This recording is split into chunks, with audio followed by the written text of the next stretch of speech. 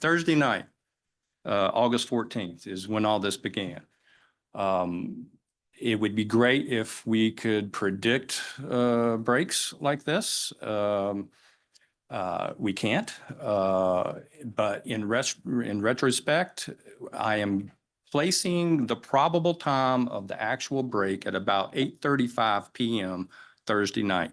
That is based on SCADA data up at our water plant. And SCADA is the supervisory control and data acquisition system that we have. Normally it's set to a screen to start flashing alarms and issues. Everything started out normal.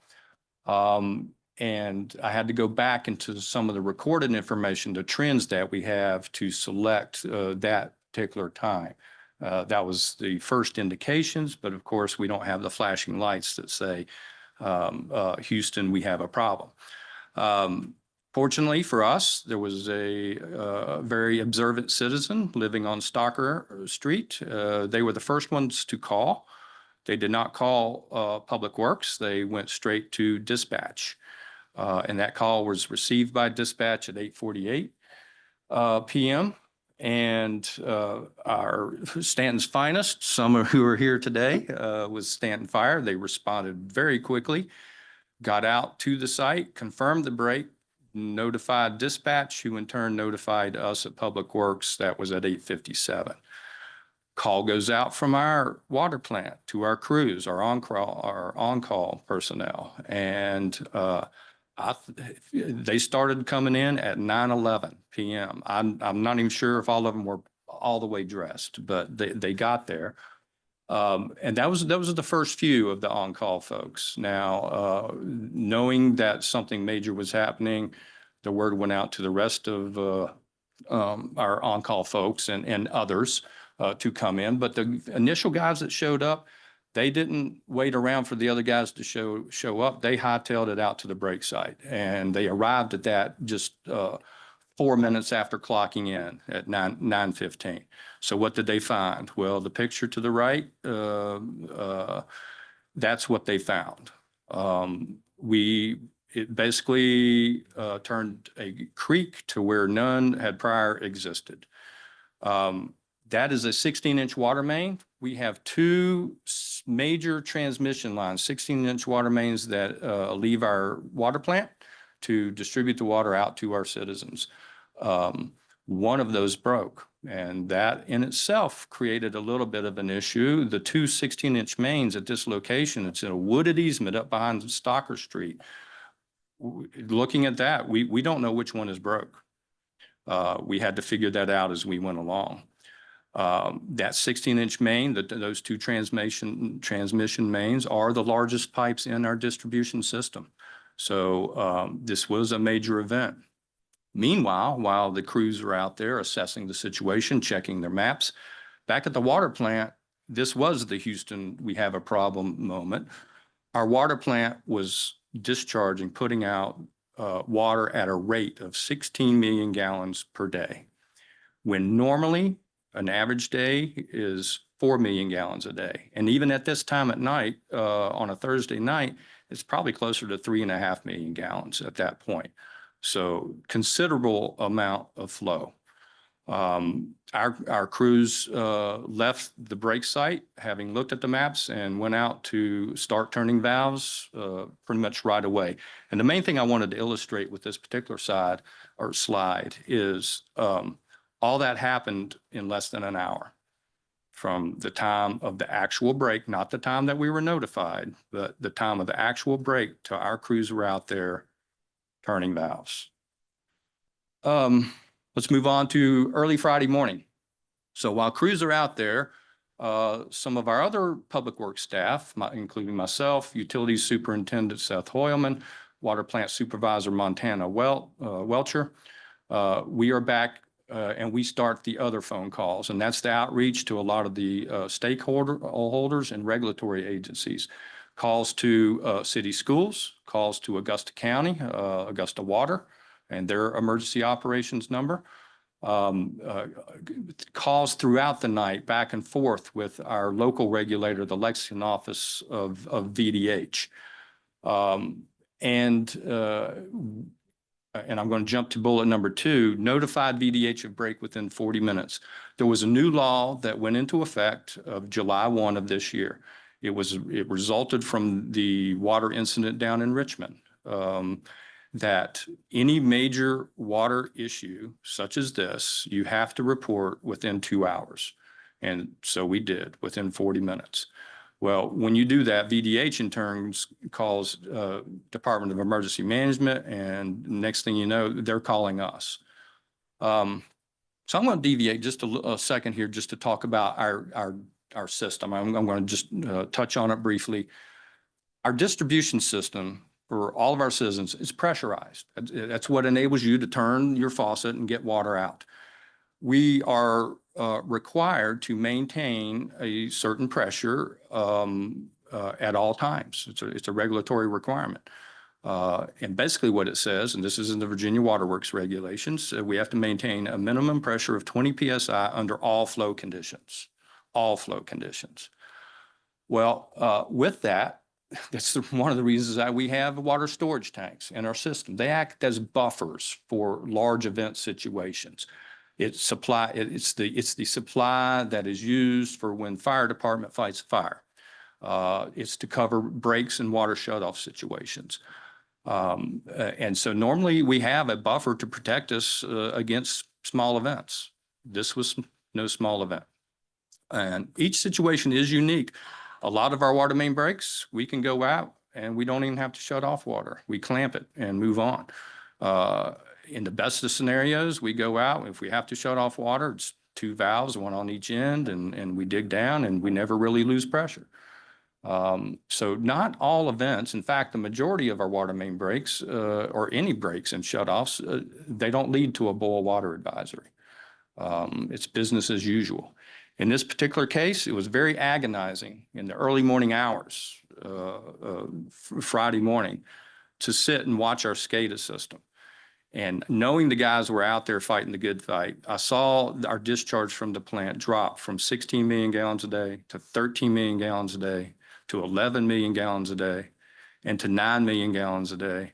It stalled out for a little bit at 9 million gallons a day. And that caused me some concern. So I go out and investigate. But it's agonizing knowing that our pressure is dropping, our tank levels are dropping. It's just probably going to not end well for us. And it's probably going to lead to a boil water advisory. So as those pressures dropped in our system, losing the pressure in our higher elevations first, sure enough, by Friday morning, we knew that we were headed towards a boil water advisory. In the meantime, we had set up an incident command center. Again, thanks to the fire department, we use Fire Station 1. And while the crews had started to achieved shut off and had started to repair, and they were actually able to repair the broken pipe early Friday morning. So at the incident command center, it's obvious we were headed towards a boil water advisory.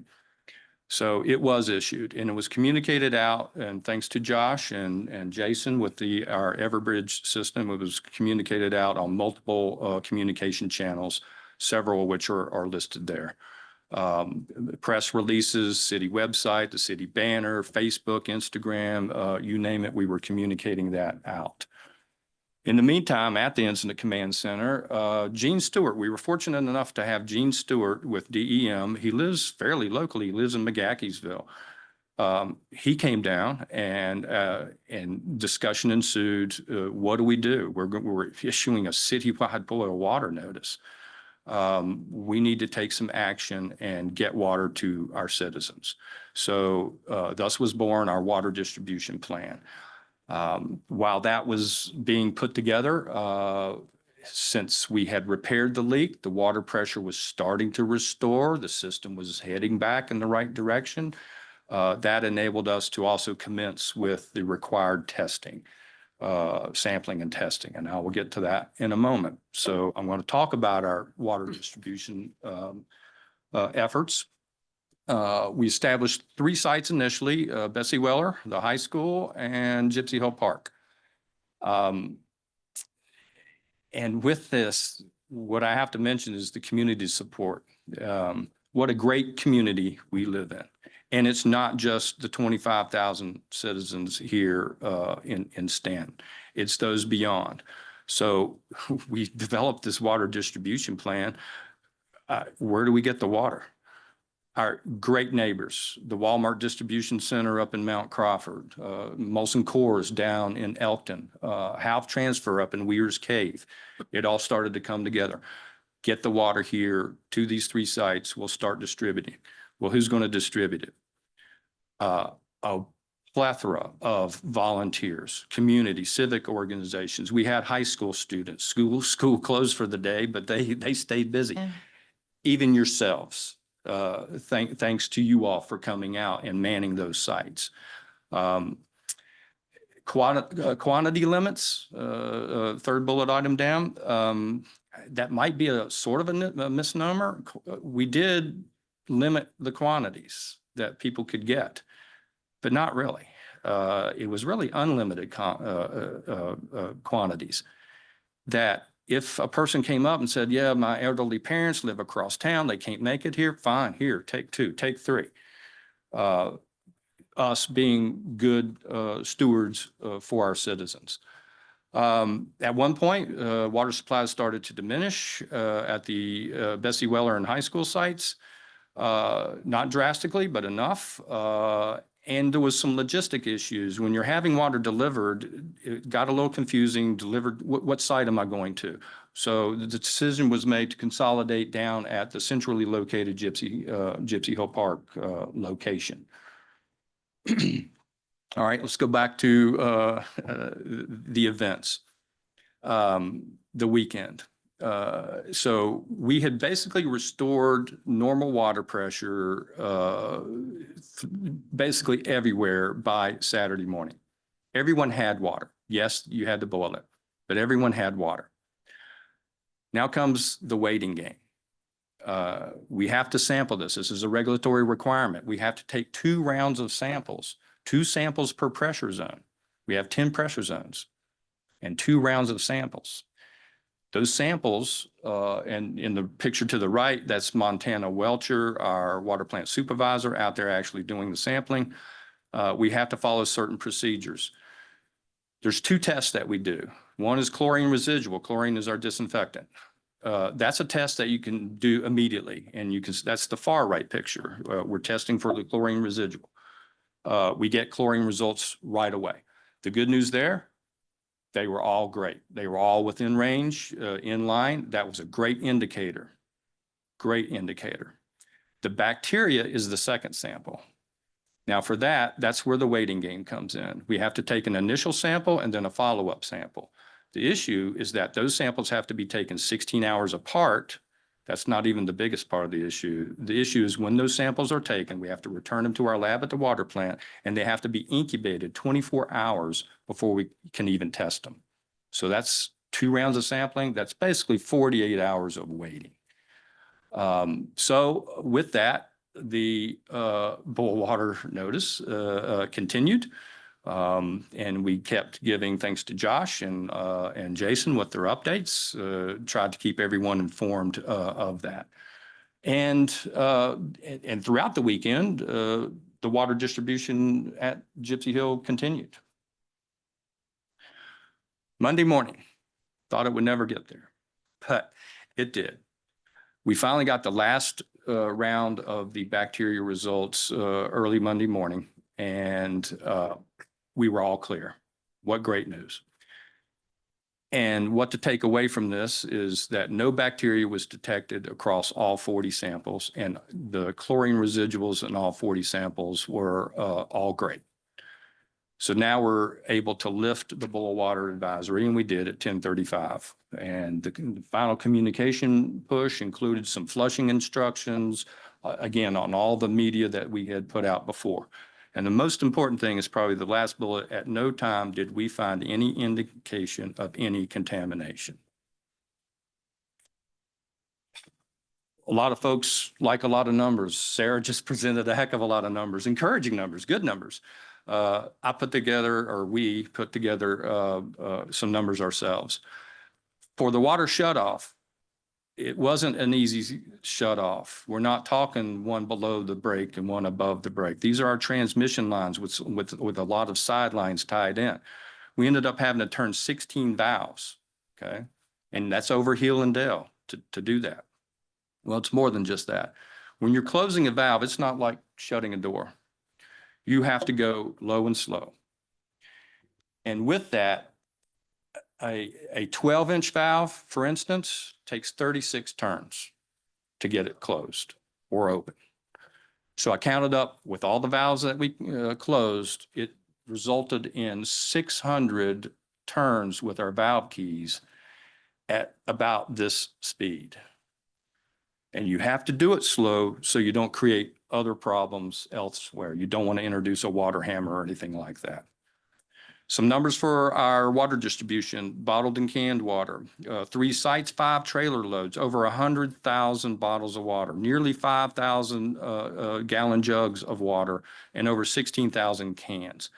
And here's the great support, part that I mentioned before about the volunteer effort. Over 140 city employees and community volunteers helped distribute that water. It was fantastic.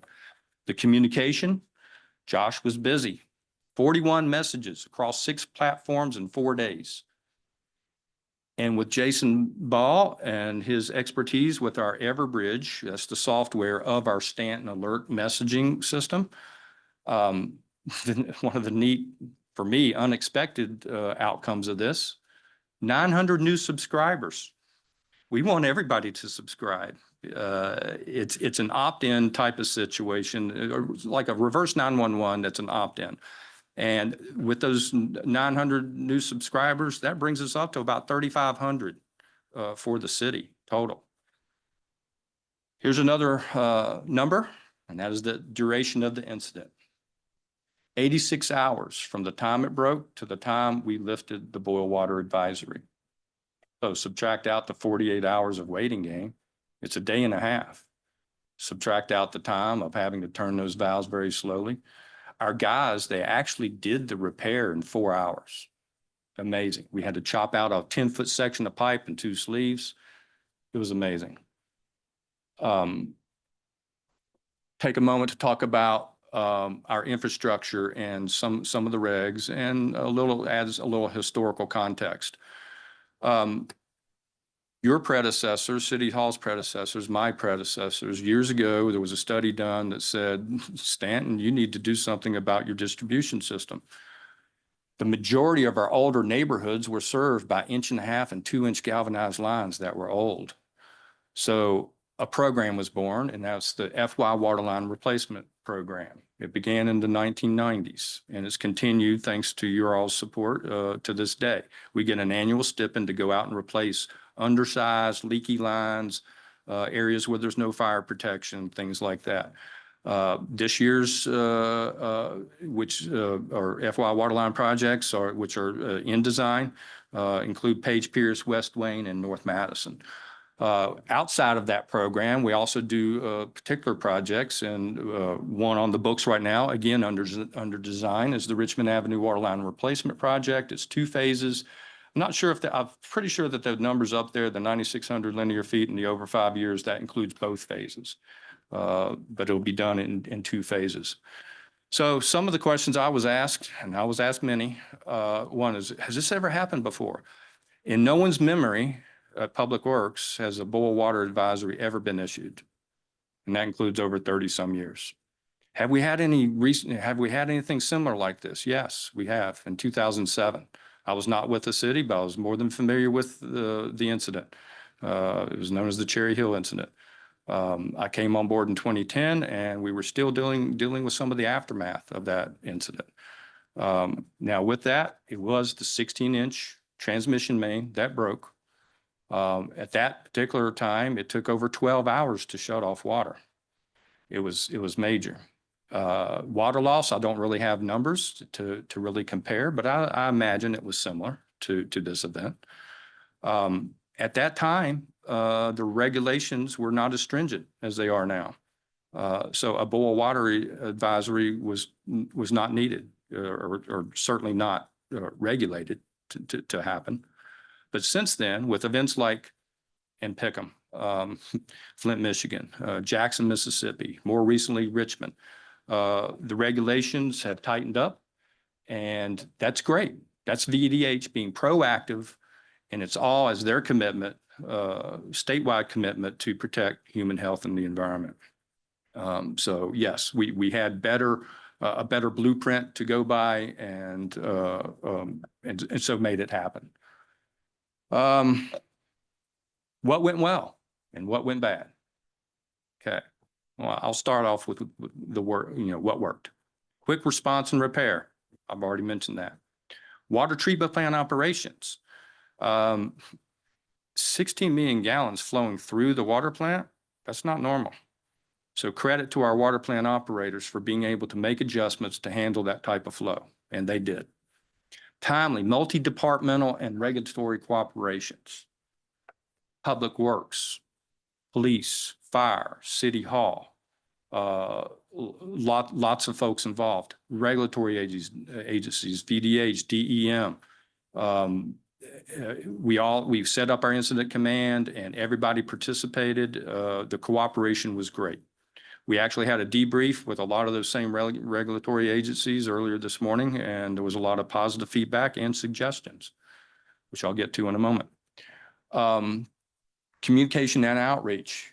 We tried to get the word out as many venues as we could, as fast as we could. Again, thanks to Josh and Jason. Drinking water, providing that water. A lot of positive comments about that, and that's great. We care about our citizens, and we illustrated it. And again, thanks to you all. Throughout the entire incident, and this is what I wanted to point out most, is every decision made, every action taken, it was always with a paramount focus on public health and safety. That's why we did the citywide boil water advisory out of an abundance of caution. That's very key. Okay, no good deed goes unpunished. So what did we learn from this? Quite a few things. I was quite disappointed to learn that when it came time to sample, the original plan was to send out as many as 4 or 5 teams to go collect those samples. And lo and behold, we only had 2 people who were trained with that specific type of method of obtaining the samples, which is there are specific criteria that we have to follow. That was a little disappointing. So that training effort, so you see there's future train every water treatment plant employee, that started that day. We split the 2 people up and said, you go with this one, you go with this one. So the training for that has already started, and we will continue. The sampling sites. Every month, we are required to sample for bacteria at 30 sites in our distribution system, and we do that. Those locations, the majority of them, are businesses. The 2 Royal stations, the one on Spring Hill Road, the one on West Bev, those are 2 of our sampling stations. Well, they're not open at 2:30 in the morning. So, and many of our sites weren't. So we were relegated to having to use hydrants. Well, that particular sampling method requires you to actually flush the hydrant a little bit to expunge the air, any scaling, things like that, that can impact the test. So that delayed us a little bit. So what are we going to do? We're going to install specific sampling stations in our distribution system outside of all these businesses and they're not hydrants. They're specifically designed for this purpose. Other opportunities, well, continued opportunity to improve GIS utilities layers. This has been a personal project of mine for several years now. We're not there yet, and this has illustrated some opportunities for us to add in some layers that will help us with our response going forward.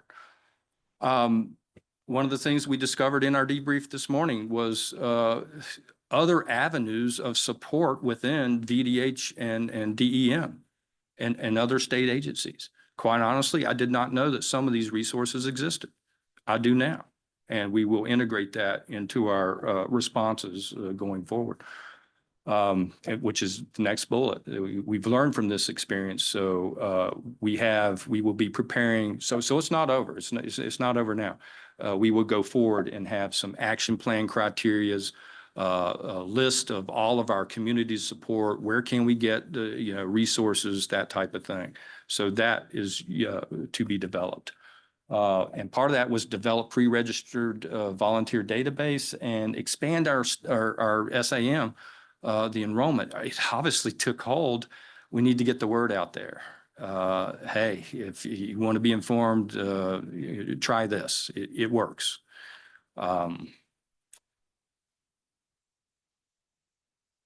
And my quote is missing. Nope. Here we go. Okay, so I'll end it with a quote. Benjamin Franklin. When the well is dry, we know the worth of water.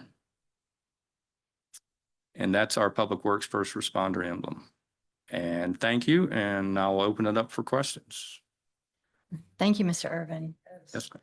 Questions or comments from members of council? Thanks for the really thorough report. It was very helpful. I brought a stopwatch with me this time to kind of keep me on track. Yeah. My question is, Yes. why it happened?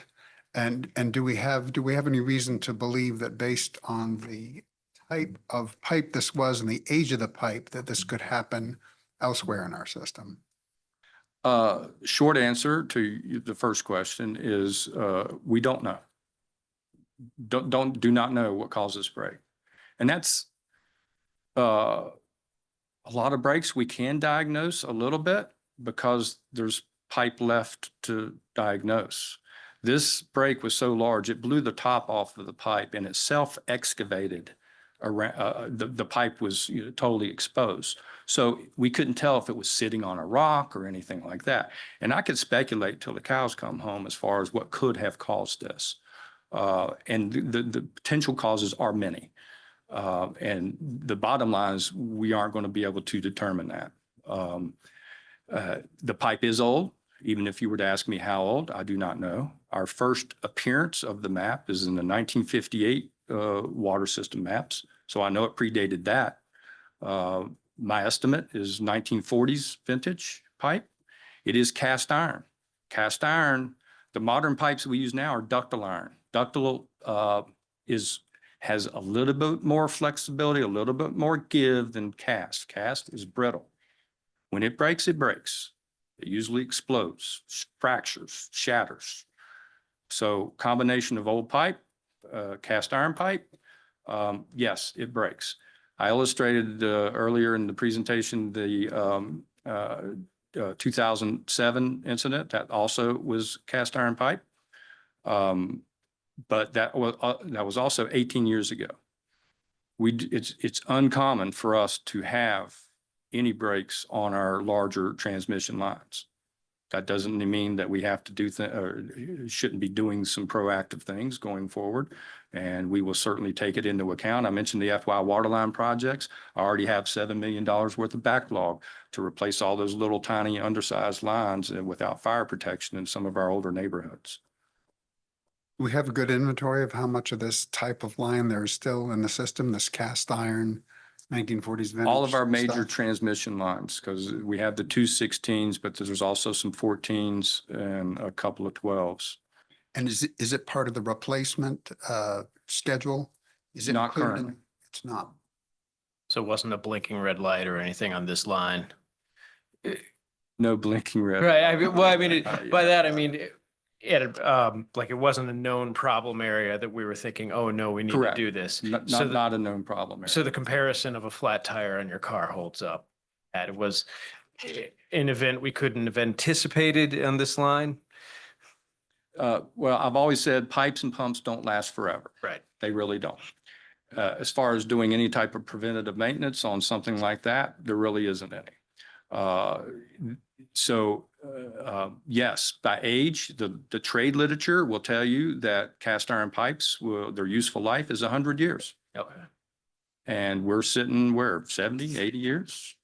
So will we have to do something? Probably. What's the size of the Richmond Road project? the size of it? The size of the diameter, pipe diameter. Okay, so currently we have two mains in Richmond Ave, a 6-inch that is very old, like 1940s vintage or something like that. 1950s or 60s vintage 10-inch water main on the other side. We've had numerous breaks on both those lines over the years. So both phases of the Richmond Avenue water line replacement project, we will be, the plan currently as designed and still with early stages of design, but we will be installing 16-inch ductile iron pipe, probably close to the median going down Richmond Road, and abandoning the two lines on the side. And just for economy of scale, that's less than 2 miles of that size of water line. And right now in the CIP, we have it at $13 million. So just to throw that out there.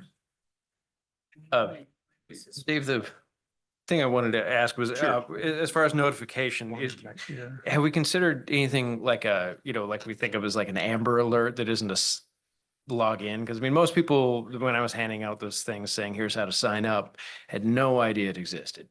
And I think of, people my parents' age, signing up for this kind of thing, the kind of thing that your phone buzzes and you didn't even know. Have we explored that? Are we looking at that? We are exploring options, and it'd be great if we could do something akin to an Amber Alert type of thing. There are implications that we don't know if that's actually possible right now. I think Jason had weighed in on that very issue earlier today, that our current system would not support something like that. And there's also some potential legal ramifications of doing that. But I haven't discounted it. It's do not know all the details of being able to adopt and implement a communication system like that yet. But we're certainly exploring all the avenues to improve our communications. So how about television and radio? I mean, something on that scale, television, radios. Yeah, I can't tell you why it wasn't on the, why it wasn't on television or radio, but it wasn't put out in press releases that they certainly had access to. If you mentioned declining water pressure at the higher elevations, did anybody completely lose water service? Yes, yes. For how many and for how long? Don't really have a great handle on how long. We actually completely drained one of our tanks. It was the tank on Woodley Road, completely drained, empty. But some of our smaller pressure zones, Hilltop Zone, for instance, where Amanda lives, it's a dozen houses, maybe 20, something like that. Their pressure is supplied by what we call the Hilltop Booster Station. It's a pump that pumps up. There is no storage behind that pump other than what's in our gravity system. So it's pumped up to those homes. Now with that, once we started to lose that pressure in those higher systems, we had to shut off that service, and it was to protect our pumps, to protect our infrastructure. So in fact, there's a small pressure zone at York Avenue. It's probably our smallest pressure zone. It was the last one restored, with the exception of our College Park pressure zone. That took a little longer because during the restoration operations, we had an airlock situation that was preventing the water from getting to the Woodley tank to refill it. So as far as how long that was, I think everybody had quantity of water, again, under the boil water advisory, but everybody had quantity of water by Saturday morning, early Saturday morning. So just for a few hours, and what, dozens, hundreds lost water completely? I would say 1,000, Okay. maybe. I can get you that number. Yeah, that would be. I know on Selma at 450, I was filling my coffee pot with water, and I noticed, I thought for a minute I left the hose on all night because there was no water pressure. And then I got the text from the mayor saying we're in trouble. I don't think that's what it said. Explaining the situation. But my water main to my house, which was built in the 20s, and it was cast iron, and it broke 6 inches on my side, not the city side. So you fixed that water main faster than my plumber fixed my water main. So I find that pretty impressive that you guys turned it around that quickly. Our guys were champions. Our field crew supervisor, Billy Davis, I can't say enough good about him. He's been with the city 31 years. Born in the trench, he's going to die in the trench. He led that effort out in the field, but it wasn't just our public works field crew, by no means. Our utility tech services group, Jamie Markham, Walt Sprouse, and Tristan Anderson, they were the ones that had to go around and put these pump stations back in operation. Folks at the water plant, fantastic response. And it goes beyond that. It goes to City Hall. It goes to you all. It goes to fire, police, and those 140 volunteers. This wasn't a single person, single department response. It was everybody. Any more questions or comments? I just want to make a statement. So when I asked about TV and radio, I wasn't referring to how it was going out. I was just referring to, as you said, about making a alert. So could the radio and TV be a possibility of alert system? By all means. Like the emergency Well- broadcasting system, could it be something used to? Like the thing that goes across. In the wintertime, they close schools, right? Yes, and absolutely. Yeah. So, and we can engage with them as we move forward to see what options are available to us, again, to expand that communication, to get that word out. Yeah, that's just another avenue that we didn't see. Beautiful that idea. Some people do watch TV that don't have social media, they Right. don't have cell phones, maybe older generation. Interesting So, enough, there we have I love breaking news. Yeah. interesting enough, August was Water Quality Month. And WHSD came down and with Josh's help and again, Montana and Seth up at our water plant, they did a little spot for us. And I don't know if y'all saw it, but I thought it was pretty good. And so Yeah. we work with those folks and that's a great suggestion. Thank you. I just want to thank you and Public Works, Sure. All the Again, work. not me, all the work, everyone. all the work. Agreed. All of staff. Yeah, agreed. Mr. Irvin and everybody, Chief Ball, PD, everybody, our staff, the city manager's office. I mean, it was all hands on deck. Certainly, I mean, Ms. Kaufman, you were instrumental in getting water centers set up and volunteers coordinated. And it really was all hands on deck. And it just shows, as Ms. Scrobus pointed out, the value of community and people looking out for one another and caring about one another. It's not just what, government can do. It's really what citizens can come out and do to help one another. And I think we saw that. And so it was a difficult situation, but a lot of good came out of it. And I appreciate your plans going forward. Absolutely. May Thank I you. just also mention, Thank you. I don't think anybody's mentioned Parks Recreation. Yeah. Oh, in his group. absolutely, yeah. I'm so They're sorry. yeah, we had the Right. Gypsy Hill Park served as the water distribution. The main one ended up being the principal one for the last day and a half. So, Right. yeah, and they did so much as part of this effort as well. So I just wanted to recognize them. real Thank quick. you. And Yes. Leslie's leadership as city Yes. manager. Oh, yeah, absolutely. Also the Absolutely. sheriff's office, sorry. And the sheriff's Sorry. office, Deputy Sheriff McFarland Need is to leave back it. here. See, Thank this is you what all. happens. You leave people out. I know, I Yes. know. Yes. What? Schools. And the, And the my goodness, schools, see, I Schools. know.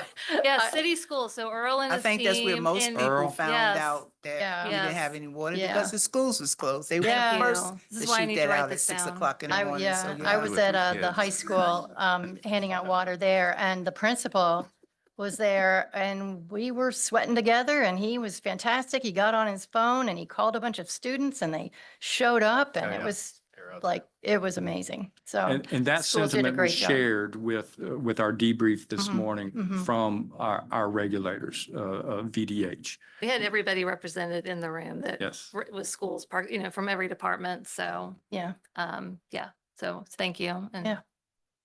happens. You Thank forget you. Thank you. people. Thank you. thank you all Dave. very much.